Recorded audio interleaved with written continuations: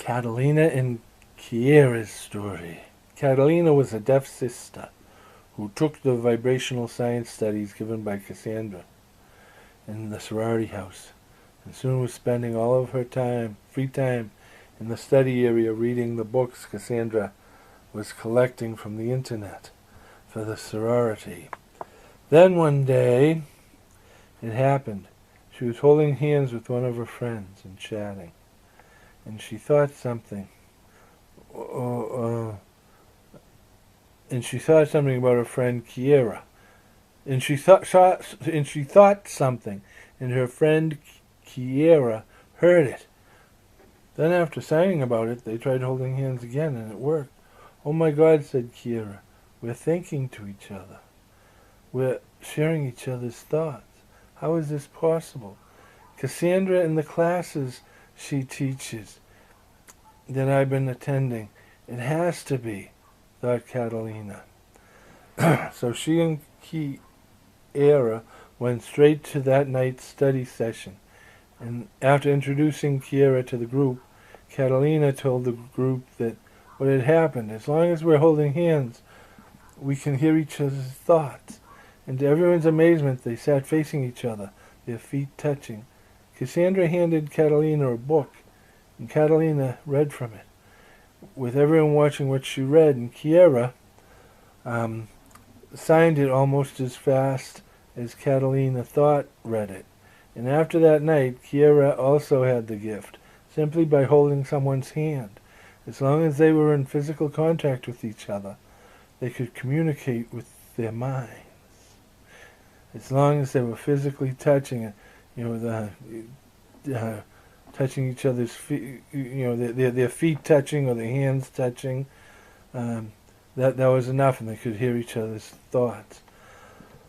So with Cassandra's blessing, Kiera and Catalina began digitalizing all of Cassandra's growing library in hopes of them transferring to a new college that had an all-deaf Oobla-dee-Oobla-da sorority, and sharing this incredible blessing with their sisters there.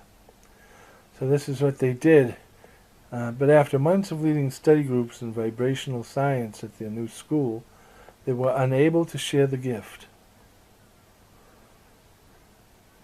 Now this is the next little snippet. Nakata and Nakata's story. Two best friends, a Japanese American and a Chinese American. When Cassandra was learning everybody's names and rooms, Jamaica told her about the people living in the rooms next to her, on either side of them. On one side was Samantha and her roommate, a deaf sister named Catalina. And the other side was Nakata, a blind sister, and Nakada, her best friend caregiver. It's complicated. They were childhood friends who were always getting thrown together because of their names. And then they sort of got comfortable with each other and became fast friends, steadfast and true. And because Nakata was slowly losing her sight, her parents began trying to discourage her from leaving home.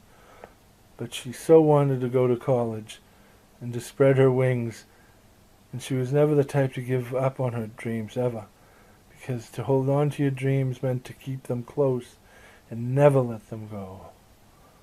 Nakata was a fighter, so her parents, they made a deal with Nakata,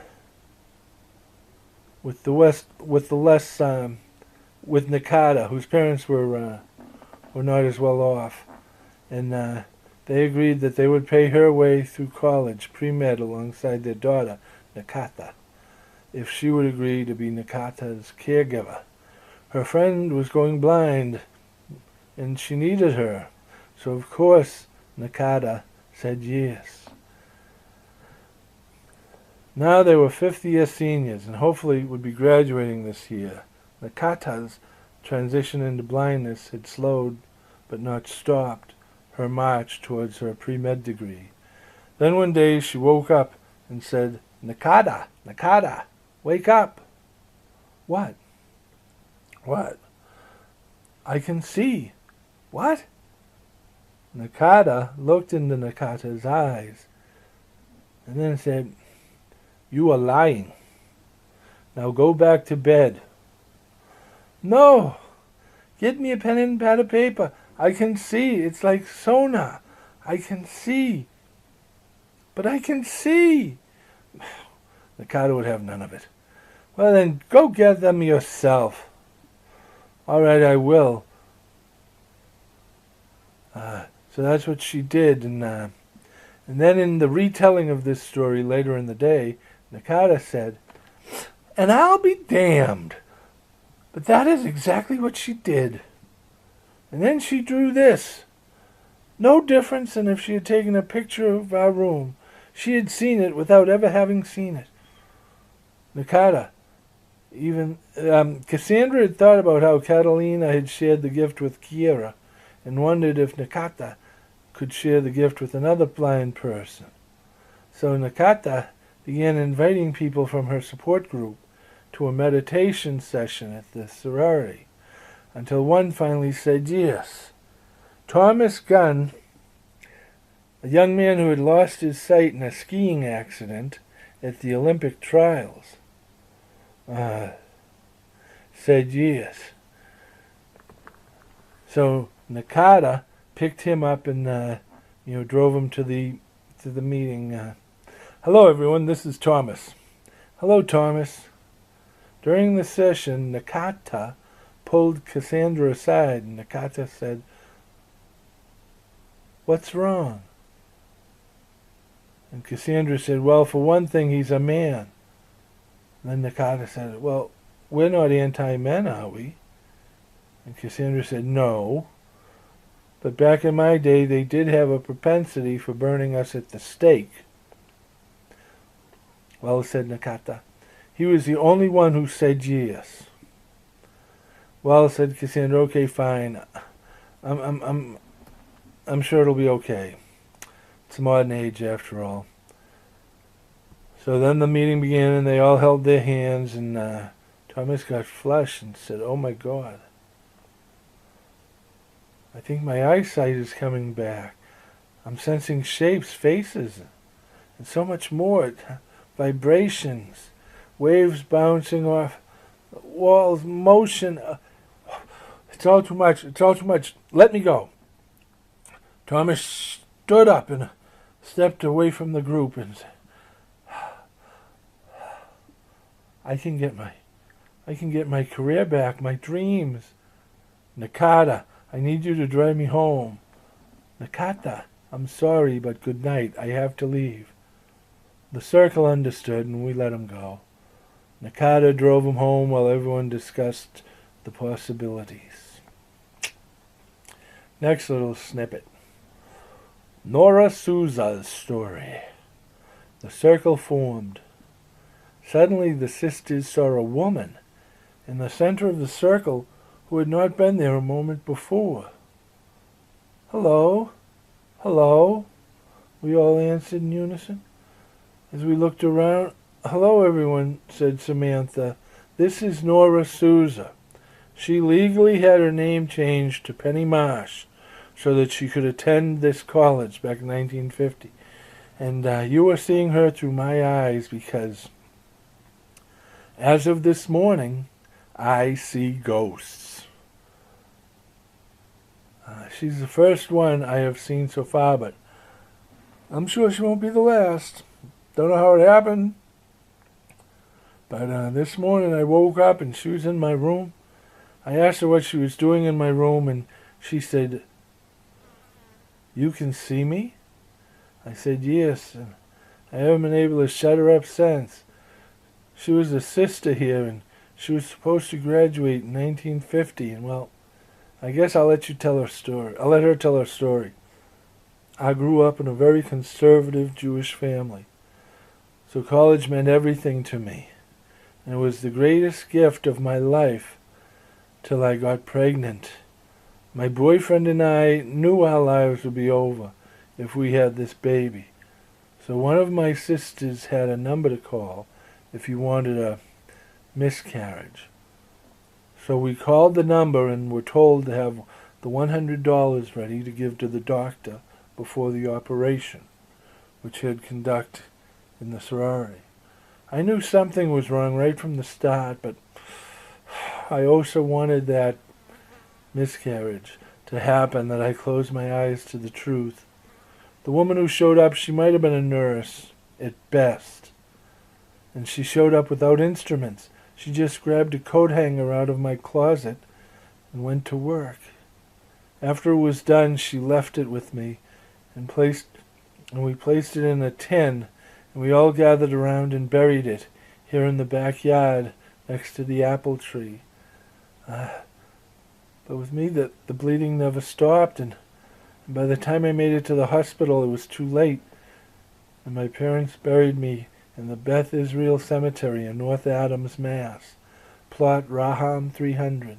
Sisters, I'm begging you to find that tin and have my baby properly reburied with me in the Beth Israel Cemetery in North Adams, Mass. And plot Raham 300. You must find a rabbi willing to do it. Until then, I cannot leave my baby's side. And I will be condemned to walk this property, these rooms, this yard, until the end of time. For until I know my baby has been blessed and dwells with our Lord safe in heaven, I cannot rest, I will not rest. So the sisters accepted the challenge and set off on an adventure.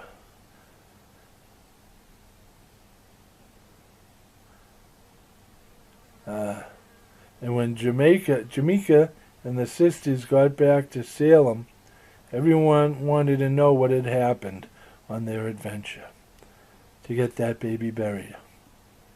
Well, after weeks of searching, we finally found a young rabbi, David O'Connor, who, after listening to us tell Nora's story, said he was willing to do it. So we all stood around the grave. Nora was wailing away, but I don't think the rabbi could hear her. And when they placed the little pine box in the ground, Nora mouthed the words, "Thank you," and then laid down with her baby. Slowly disappeared. It was a beautiful ceremony, mostly done in a foreign language.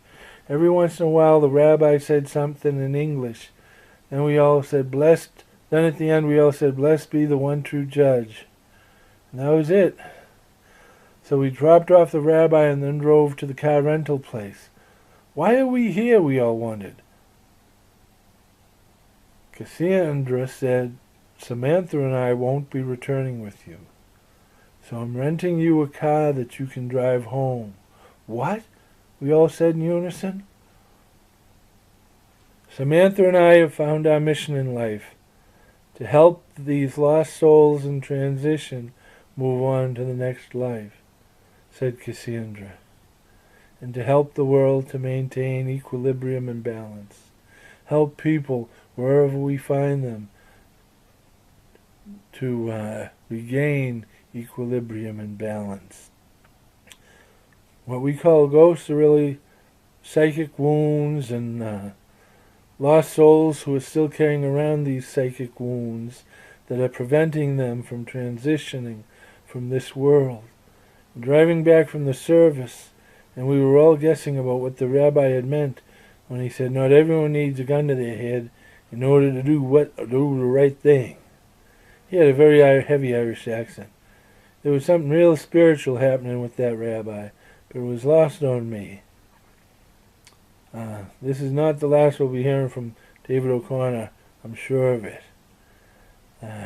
David O'Connor moves to Salem and becomes a spiritual advisor for the group later on.